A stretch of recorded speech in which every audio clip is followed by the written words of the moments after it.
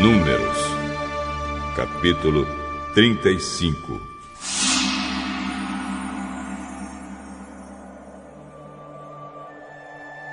Nas planícies de Moabe, perto do rio Jordão, na altura de Jericó, que ficava no outro lado do rio, o Senhor disse a Moisés: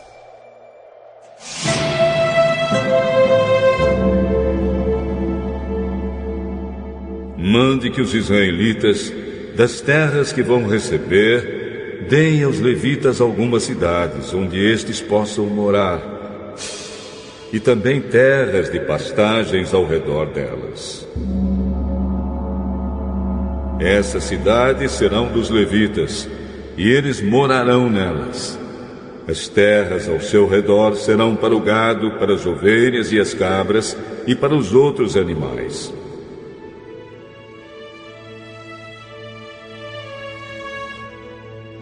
Os pastos ficarão em volta de toda a cidade, numa distância de 450 metros a partir da muralha.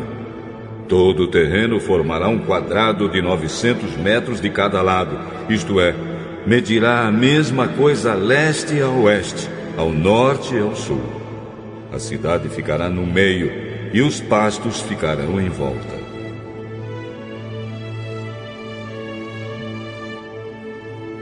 Deem aos levitas 6 cidades para fugitivos. Se um homem, sem querer ou por engano, matar alguém, poderá fugir para uma dessas cidades.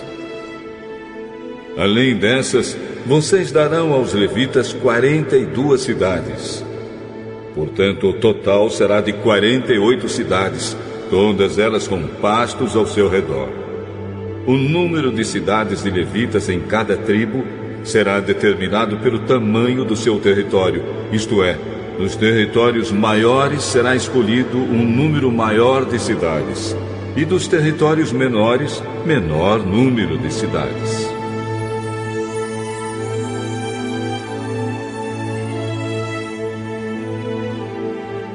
O Senhor Deus mandou que Moisés dissesse ao povo de Israel: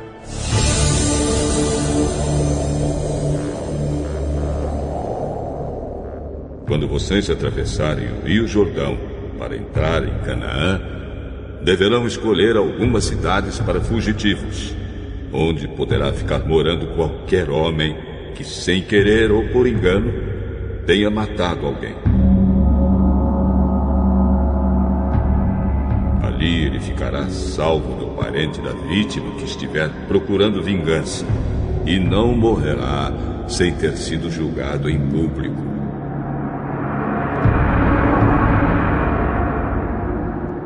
Escolham 6 cidades para fugitivos, 3 a leste do rio Jordão e 3 na terra de Canaã.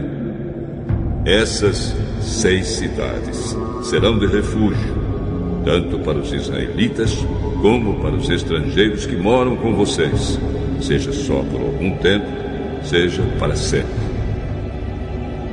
Quem tiver matado alguém sem querer ou por engano, poderá ficar refugiado ali.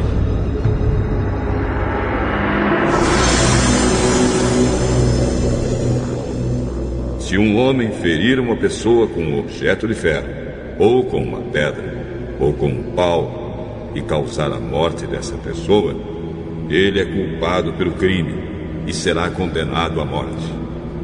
Quando o parente mais chegado do morto encontrar o assassino, deverá matá-lo.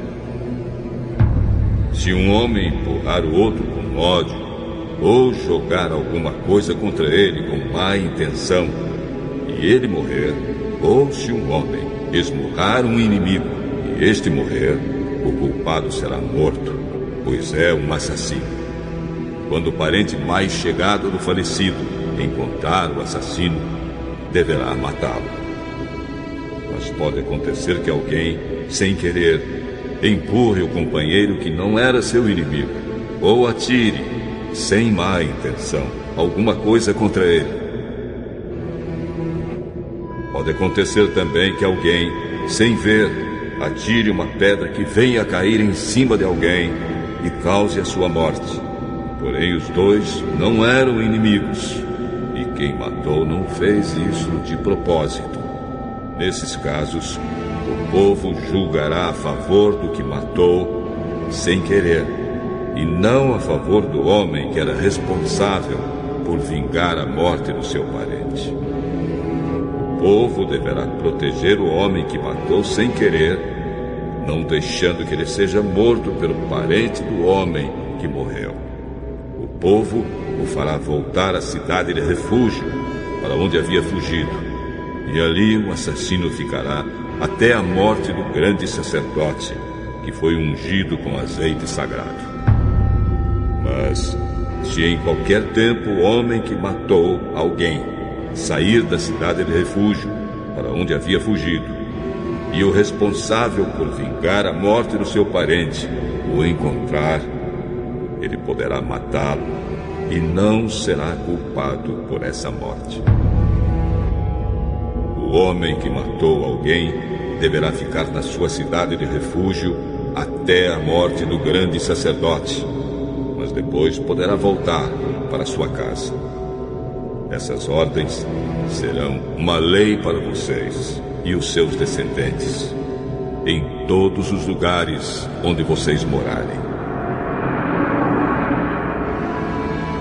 Quem matar uma pessoa será condenado à morte, conforme o que 2 ou mais testemunhas disserem. Uma testemunha só não basta para condenar alguém à morte. A vida de um criminoso condenado à morte não pode ser comprada com dinheiro. Ele será morto. Também não aceitem dinheiro para libertar aquele que tiver fugido para uma cidade de refúgio e que quiser voltar para sua terra antes da morte do grande sacerdote.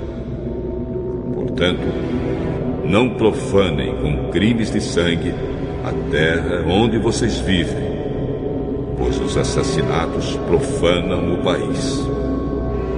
E a única maneira de se fazer a cerimônia de purificação da terra onde alguém foi morto é pela morte do assassino.